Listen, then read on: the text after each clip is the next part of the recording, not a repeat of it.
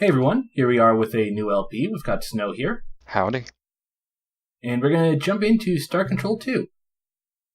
So this is an older game. This game actually dates back originally to 1992. It was created by the developer team Toys for Bob, founded by Fred Ford and Paul Reich III.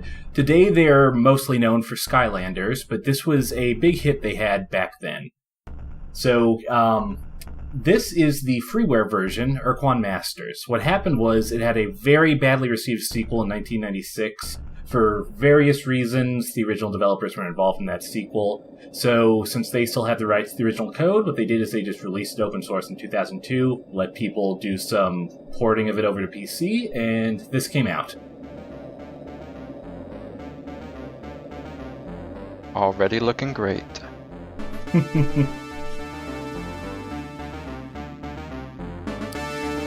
So this game kind of has two sides to it. It's a combination of adventure and space combat. The adventure side's a follow-up to the 1986 game Starflight, which was one of the first sandbox games. It's all about exploring through space. I'm calling it adventure game because it's very adventure game-esque in the way it's put together, but it's very space opera-ish, very much inspired by the works of Larry Niven. And then on the combat side, we've got one-on-one spaceship fights. Follow-up to the original Star Control, which was pretty much just focused on that with sort of a strategy combat scenario around it. And overall, just a direct follow-up, well, not direct, but direct lineage from 1962 Space War, one of the first video games on the PDP-1. So there's a lot of history behind this game. Sounds like everything I wanted Spore to be.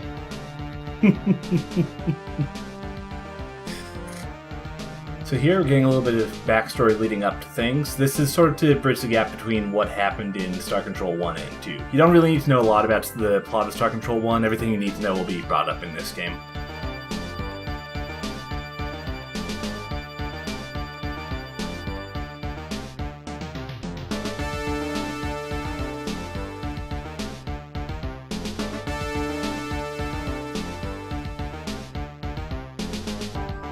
We've got a lot of big names involved in the development of this as well. We've got Greg Johnson, who was one of the creators of the game Starflight I mentioned, as well as the creator of Toe Jam and Earl for the Genesis later on. And we've actually got some involvement from Errol Otis, the D&D illustrator from the 80s. He did some manual art for this, but he also did some writing and musical composition, and he even did a little voice acting work for this. Oh, nice.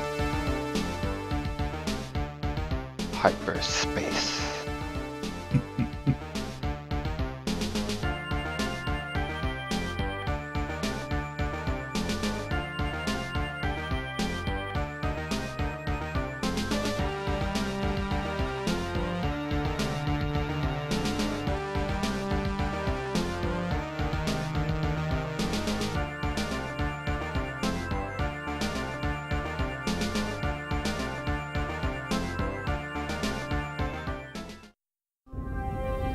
So we start off in our own solar system after this long hyperspace travel, getting back, seeing what's happened since the colony on Vela was founded and lost.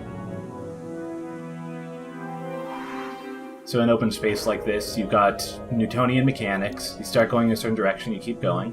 Got a menu on the side with the usual basics. You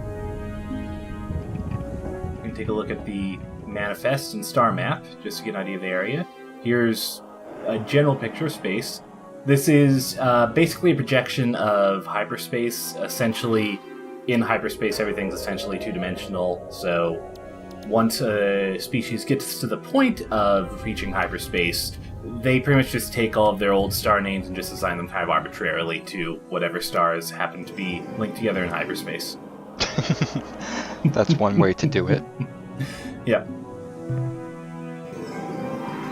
So we've only got a single ship alongside our precursor ship, a single Earthling cruiser. Got empty cargo holds. These are all various types of minerals and resources that we'll pick up as we do different explorations on various planets. And we don't really have anything in devices. That's basically inventory.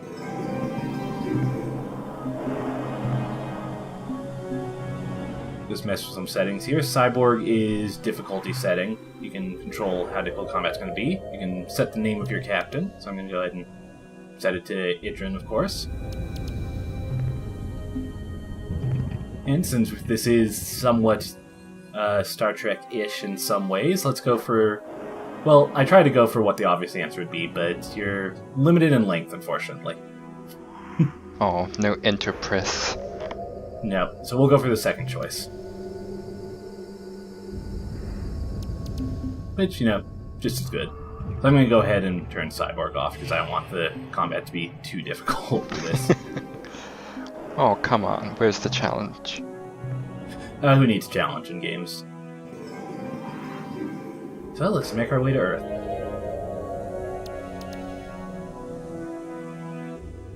Pale blue dot.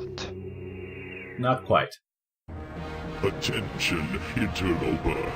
Heed this recorded message. This drone vessel speaks with the voice and authority of Ur-Quan. You are trespassing within Ur-Quan space. This world, Earth, may not be approached for any reason, nor will hostilities against our orbital platform be tolerated. In addition, your ship does not respond to standard hierarchy identification transmissions, and is therefore deemed to be independent. This is not permissible. Only subservience shall be tolerated. This drone now leaves to inform the Ur-Quan of your transgressions. You are commanded to remain here and await the arrival of the Ur-Quan. Disobedience will be punished. So this apparently answers the question about the state of the Ur-Quan War since the colony situation. Oh my. Not exactly the best of signs, and Earth isn't looking too great either. So that voice was actually Paul Reich III, the CEO and founder of Toys for Bob, the development team that put together this game. Something's going on here. Can't seem to scan it. We can't put down a lander.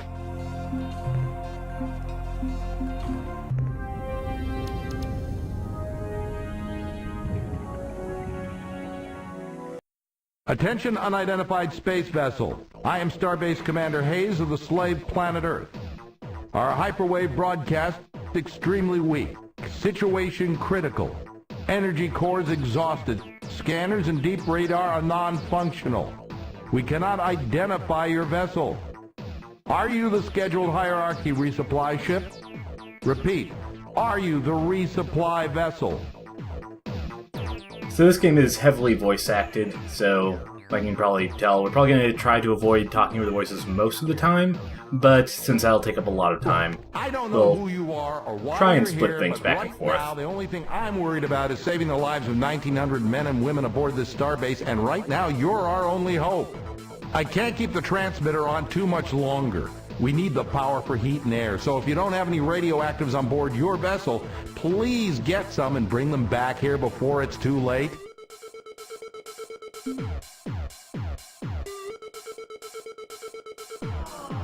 The fastest way to get radioactives in this system would be to land on Mercury and scour the surface for deposits of radioactive elements. But be careful. Mercury's a pretty inhospitable place. Watch out for earthquakes and those high temperature areas. Thanks, I'll make sure to mention this the next time I talk with our masters. I'm sure they will reward you. Ominous? Yeah, a little bit. Well, we know what we need to do now, though, so we can head to Mercury and see what we can recover to help out the starbase. So that voice there was Alex Bennett, not really much of a name at all. He's had a few random roles here and there, but mostly just other small game work, nothing really of note. There's not really much of a big voice acting cast for this. No huge names that I'm aware of, at least not offhand, but they all do an okay job.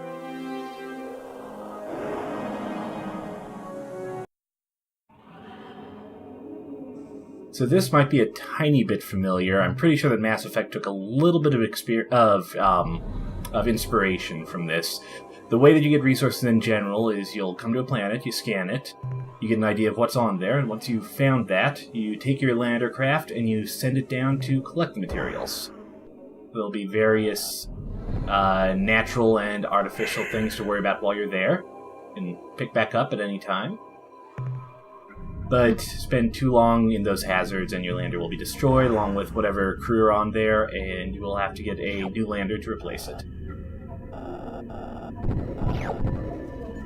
The scan of the planet can give you an idea of just how dangerous it is going to be there, depending on the geological level, the meteorological level, and whatnot. Gives you an idea of what sorts of hazards you can expect. But yeah, this game was an inspiration for a lot of stuff. Mass Effect I mentioned. Galactic Civ pretty heavily. It took a lot of inspiration from this game as well.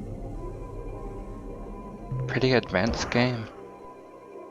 Yep, and keep in mind that this was, this version was 1994, because this is based on the 3DO port. The original game was a PC, and a couple of years later they made a 3DO version, which is where this source code was from. But yep, this is pretty close to 25 years old at this point.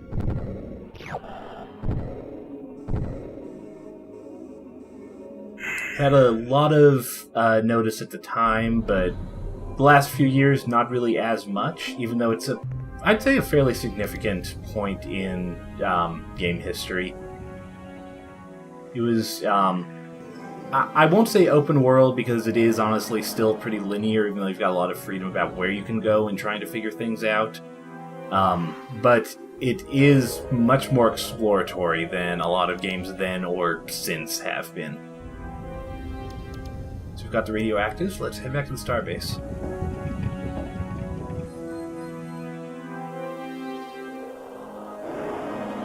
And it's a little bit slow at this point, but you do end up getting upgrades for your ship, thankfully. Did you find any radioactive elements for our power cores?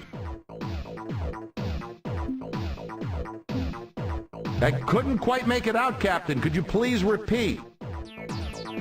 So, we don't really have much choice. We'll have to turn it over. We're initiating transfer of radioactives, Captain.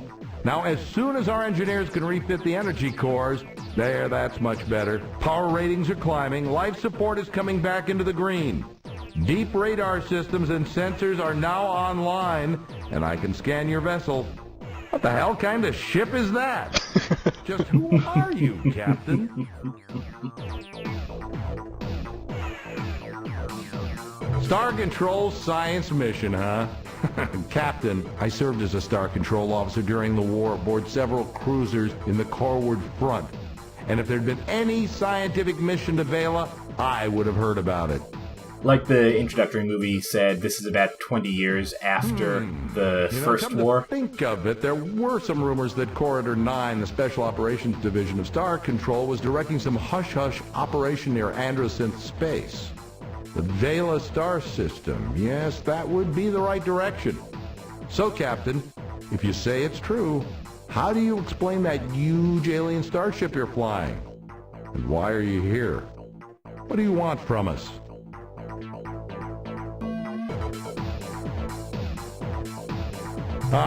Fight the Ur-Quan. Win back our freedom. I remember having such thoughts myself once, a long time ago. That was in the first years after the defeat, when it was still terrifying to look up and see the bloody glow of the pulsating slave shield overhead. Though day and night we gazed up at the impenetrable wall as though the sheer power of our hatred would pull it down. But over the years I spent so much of my time struggling, down on the surface, under the shield, and then later up here trying to keep the station alive, that I'd forgotten what it means to be free, to hate our Ur-Quan masters. And now here you are, in an alien ship of unknown power, offering me your assistance to fight against the hierarchy again after all these years. Captain, your offer is intriguing. It's tempting to think that with your advanced precursor technology we can somehow crack the Earth's slave shield and reassemble the Alliance to attack the hierarchy. And this time, win the damn war. Consider the consequences if you should fail. The Ur-Quan won't just punish us here on the station, they'll exact a gruesome retribution on the surface below as well. Before I commit this station to helping you attack the Ur-Quan and accepting the risk of annihilation if we are defeated, I have to make sure that you and your ship have what it takes to oppose the hierarchy. I'll make you a deal. If you can eliminate the alien base on the moon and get rid of that threat at least, I will seriously consider your offer. So that was essentially the story of the original Star Control. It was the events of the war between the Alliance of Free Worlds and the Ur-Quan hierarchy. So this is a follow-up from some decades after all those events. Keep watch on our planet and confirm that they were obeying the Ur-Quan slave laws. I'm certain they're still out there on the surface of the moon because we can pick up a constant stream of alien broadcasts. First game, as I mentioned, was pretty much just a series of one-on-one fights in sort of a general plotted scenario. Looters and ill-wrath Avengers down there on the lunar surface. I don't know why they haven't come after you yet, but when they do, you'd better have your weapons armed and your thrusters burning hot. And they're throwing a lot of names of stuff out at you just now, but all this stuff will make more sense as the game goes on. You'll get to meet most all of these various aliens they mentioned at one point or another.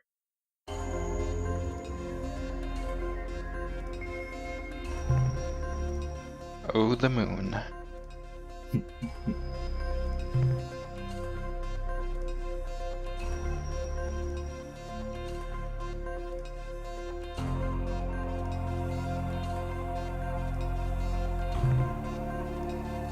This one has a little bit more than just minerals on it looks like.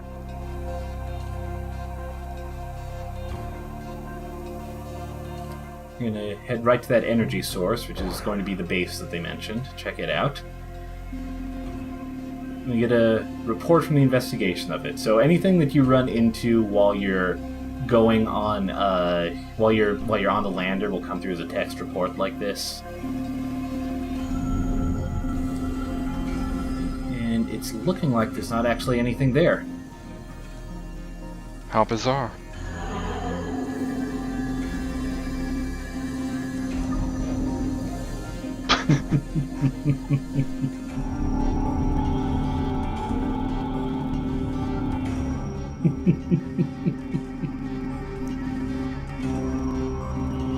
They basically set everything up so it would look like it's still running for whatever reason, and then just all left.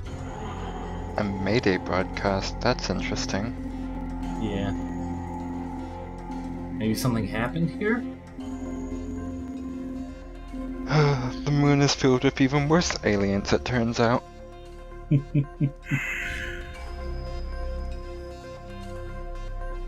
we're going to go ahead and set back down on the moon again, pick up some of these minerals, and take a look at some of these robots that were left here.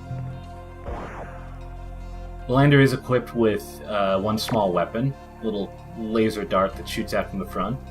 Takes out these robots pretty easily, but they're harmless anyway.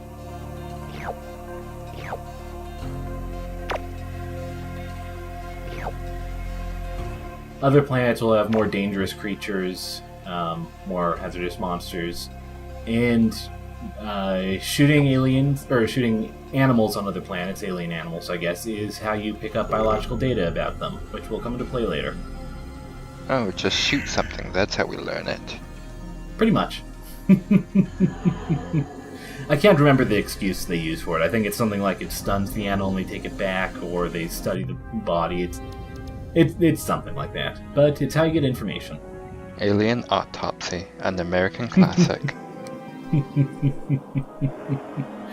So now we can report back to Hayes about what we found on the moon. Got a couple options here, but let's be straightforward. All these years we've been listening to their incoherent broadcast, and we never even guessed. Captain, listen closely. Long-range sensors show a ship closing on this station fast. Our computer identifies it as Ill-Wrath, Avenger class. I think you've got a fight on your hands, Captain. Your best bet is to wait until you have point-blank range. Captain, it's jamming our signal. Now we're going to get a chance to meet one of those aliens. Ill-Wrath. Fetid breath of the dark twin kzer-za, a human and an alien starship.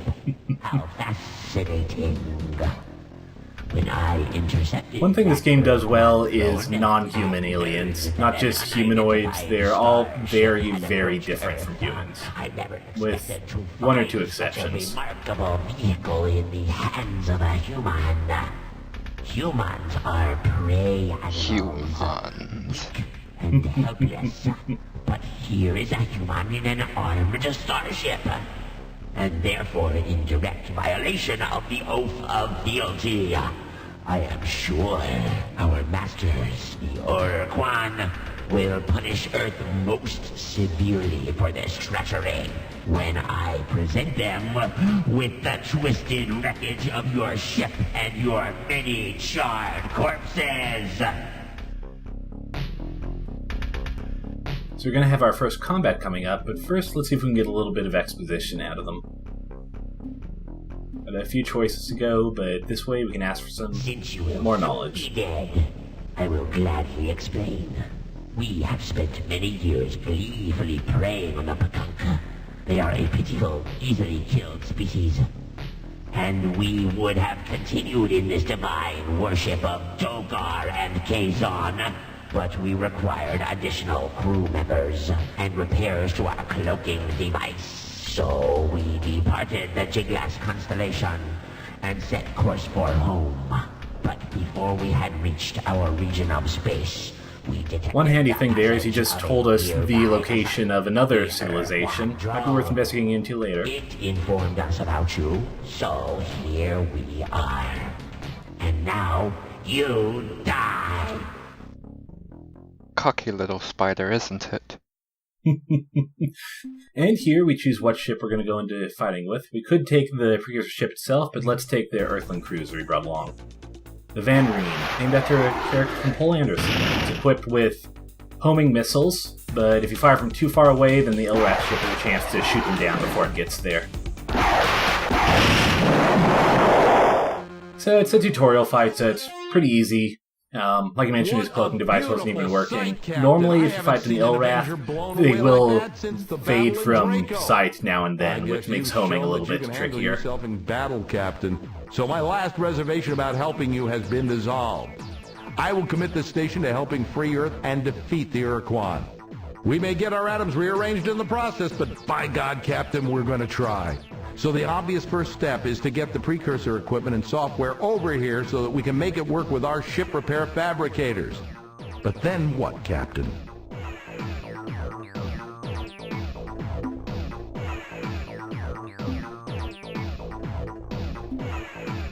It's a very dialogue-heavy game, with a very good tone to it.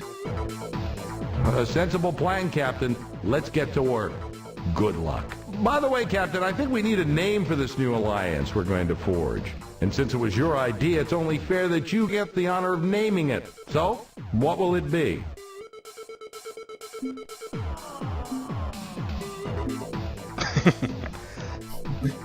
I think it's pretty obvious what we're going to go with here. Keeping with the theme. That has a familiar ring to it. Nonetheless, we'll make it so. The United Federation of Worlds. Now, Captain, I expect the configuration process for the starbase to take at least 2 weeks, so let's get to work. You'll notice, by the way, on the right column there, you do have a date listed, and that's important, because this game does have an end state. You can't just go around doing stuff forever and having no one react to anything. You've got a time limit built in. Some of the micrometeorite holes. We noticed that your ship does not have an emergency warp escape unit, so our too much time, and the Ur-Quan take everything over, and you lose. Now, you should be able to escape from a bad situation with the touch of a button. But there is a cost, however. The unit gulps up 5 fuel units each time your precursor ship uses it. Also, we now have a limited capacity to make modifications to your ship, to refine starship fuel, to build additional combat ships, and to train new members of your crew for the flagship and any ships you acquire for your fleet. Captain, I know you're eager to get to work, so I'll be brief. If you have any questions how this starbase works, what resources we need, or just some background information on the galaxy, don't hesitate to ask. So we've got a little bit of an exposition dump here that we'll jump around in just to get some more information on the state of things. The more minerals you bring us, Captain, the faster we'll be able to tackle the Ur-Quan. Certainly, Captain. What do you need to know? So I'll skip over some of it because it's mostly just mechanical stuff, not anything we really need to worry about. But there's a few nice bits of lore here and there. A little bit interesting and useful, really setting a scene for the galaxy. However, the only designs that we had in our computers were incomplete hierarchy ship designs. Things looked grim until one of the officers came forward with an amazing story. Even though the Ur-Quan destroyed every Earthling cruiser in the fleet nearly 20 years ago, one of my maintenance engineers was a Starship production assistant at the Detroit shipyard. When Earth was conquered, she was ordered to destroy all ship construction databases. But she secretly made copies of the blueprint discs and then kept them with her ever since. These discs contain all the data we need to build as many Earthling cruisers as you want, provided you, Captain, can supply the large amounts of mineral resources required to build those vessels. In theory, Captain, we could build alien starships here if we had designs for them. However, it's a well-known fact that alien vessels just can't be flown in combat without native starship captains at the helm. So this is how you build your fleet for future fights. Whoever you ally with, you can end up adding their ship classes to your fleet, sending them into battle with you. Some are enemy only, some are ally only, some are both. Each ship has its own different way it flies, its own different weapons, its own different defensive techniques, all that. So there's a lot of rock, paper, scissors type determining you have to do for who you have fighting what kind of aliens. Beyond a certain point, the cost could increase dramatically. And you've got to be careful about taking losses because, as you just mentioned, there's only a limited number of crew that we can actually replenish our units with. So, we need to be careful about that. However, our resources are very limited, and we feel you must decide how we are to spend our effort and materials. To aid you in making these decisions, we have implemented a resource allocation scheme. We provide you with a numerical assessment of the station's resources and ascribe a cost to each task we can perform and each device we can build. It's up to you to decide how you're going to spend your resource units, or RU as we call them. To acquire more RU, you must bring resources back to the starbase. These resources can be either in the form of mineral ores gathered from planet surfaces or already refined metals and other valuable materials from the wreckage of enemy starships.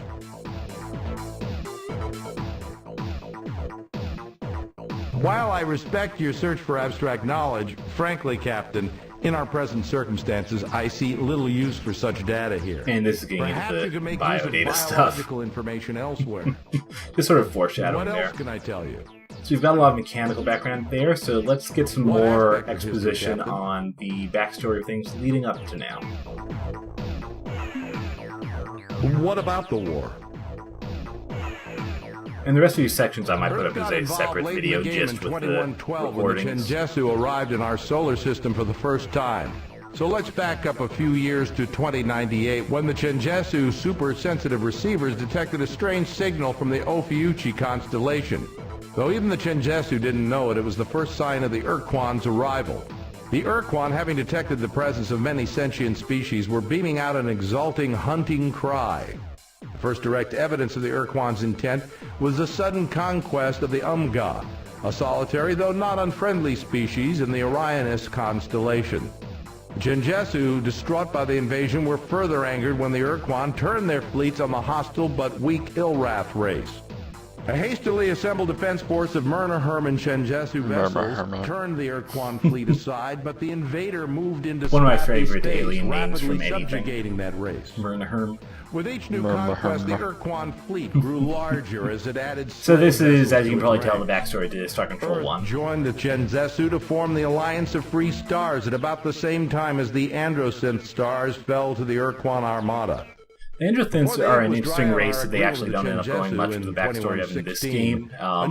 They pop up a little bit, sort of, but they don't really go the history of it. Basically, they were robots, if I remember correctly, synthetic humans created by humans that were discriminated against in the process to the point where there was a civil war between humans and Androsynths. They ended up just picking up, leaving Earth, founding their own culture elsewhere, and were against the side of Earth during Star Control 1. Hundreds of heavy cruisers and smaller support vehicles. The Ur-Quan were busy too. Unbeknownst to us, they had moved down towards the Luton Star Group and were attacking the Vux, who only the Yehat knew existed. Our botched first contact with the Vucks took place in 2119, and it was the biggest single mistake we made during the war. After defeating the Vucks, the Ur-Quan fleets ran smack into the combined might of the Ahot and Show-Fixty, supported by the first wave of our cruisers. Again, the Ur-Quan turned away from the hard spot to attack the weak, though we just thought they were running away. In fact, the Ur-Quan had found another independent alien race, the Mycon, in the Brahe constellation. The Mycon's voluntary submission to the Ur-Quan brought the return of the Ur-Quan fleets, now swollen with 100 devastating Mycon pod ships. The last entrants to the conflict were the Cyrene, a race of space gypsies who had escaped the hierarchy by moving their vast fleet of slow-moving habitats into human space. With the side set, the last Ur-Quan offensive began.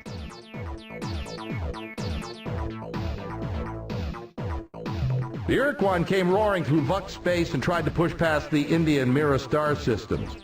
Their onslaught was barely repulsed, and our counterattack made hardly a dent in the hierarchy forces, but we held the line. The coreward front remained intact. Over the following 10 years, there were many great battles between the combined Alliance Starfleet and the Ur-Quan and their hierarchy of battle thralls. Then in 2134, a dramatic shift in the balance of power took place. This must have been about the time the science research mission was sent to the planet of Vela. Our fleets were pushed back from the Indy-Mira line beyond Raynet. Holding Rigel caused grievously in Chenjesu forces, and the Ur-Quan, recognizing this weakness, shifted to focus the brunt of their forces on Procyon. That was the last we heard from the Chenjesu and the Murnaher. A few weeks later, waves of ships hit us from all directions. When Ceres Station, our outpost on the asteroid belt, fell to the hierarchy, we knew we were beaten, but we fought on anyway. 3 days later, the Ur-Quan vaporized our last remaining laser forts on the moon, and the dreadnoughts took up geosynchronous position above Rome, Moscow, Beijing, Tokyo, London, Buenos Aires, and Washington. We'd lost the war, and we knew it. But the Ur-Quan decided to make it real clear. And that's why if you check any of our most recent maps, you won't find Buenos Aires. After the UN submitted their formal surrender, we were given a week to decide the nature of our servitude. The Ur-Quan demanded that the decision be made through popular vote. When all the votes were tallied, Earth had chosen not to fight for the Ur-Quan. We had become a fallow slave world. They didn't always do popular vote, but that backfired a little bit with another race, and that's another story that we'll end up picking Anyone up. or anything left off planet would be destroyed after the shield went up. Then the Ur-Quan broadcast an odd message. All objects of human construction more than 500 years old were to be abandoned. We didn't know what the Ur-Quan meant until they moved their dreadnoughts into new orbital positions and opened fire on the surface with their fusion weapons. In seconds, large sections of London, Paris, and other European cities were incinerated. At first, we thought they were going to annihilate us after all. And we noticed they were also striking such targets as the Giza Pyramids, the Parthenon in Athens, and Stonehenge. Curiously, the United States was almost untouched. The flaming rain lasted 40 hellish hours. It took days after we crawled from our smoldering shelters to realize what the Ur-Quan had done. Our new masters had targeted every building, monument, or other man-made construction older than 500 years and destroyed it. In those 2 days, we lost most of the history of mankind. In some cases, the Ur-Quan destroyed places we did not even suspect were significant. Yeah. From their positions in orbit, the dreadnoughts blew away a kilometer of land in central Iraq, vaporized several targets in the Amazon rainforest, punched a big hole through the Antarctic ice cap to destroy something deep under the surface, and melted a broad swath of the ocean floor in the southeastern Atlantic. There goes Then Atlantis. just a couple of days later, the shield went up, and our contact with the outside world stopped. The next time I saw the stars was 8 years ago, when I was transferred up here to be the new commander of this starbase. There's a couple reasons like behind why they information might on have any been other doing that. aspects of history? The obvious is just to enforce submission. It's a good way to really make people a lot easier to control if they don't have a past. But there are some other things that might have tied into that based on the history of the galaxy. More foreshadowing for possible future Is there events. anything else you need? My guess? Another precursor Ur-Quan for me, incident. Captain. We do end up hearing about them here and there as we go. So, now that we're past the tutorial at the starbase, we can do a couple things. First off, this is where we go to upgrade our ship. They've refit the starbase with the precursor construction technology we brought back, so now it can create new modules for the ship based on the resources that we bring in. First, we'll go ahead and fuel back up as we did there. Each fuel costs 20 resources, a little bit spendy, but you really need it. You can see the various slots you've got for modules here, and the ones we've already got. In these pale blue slots, you can add a dynamo unit, crew pod, or storage bay. In the dark blue, you can add the same set, plus an ion bolt gun. Weapon works a little bit differently depending on which slot it's in, depending on which directions it fires. Here are the turning jets that control the speed at which the ship turns. We're going to add a few more of those, because that's definitely a place where we need some help right now. These are where the antimatter thrusters go to increase your overall flight speed of the precursor ship, another thing that you need a boost for. These are where you buy your landers. If the lander gets destroyed, you need to replace it, of course. And you can have up to, I think there was 10 slots. Here's the shipyard. We control what ships you actually have in your fleet. You can choose which ships to build when you get new ones available. This is where you can set them up. This is also where you restock your crew. Each crew at this point costs 3 resource units, but as Hayes mentioned, the more you restock, the more expensive that gets over time.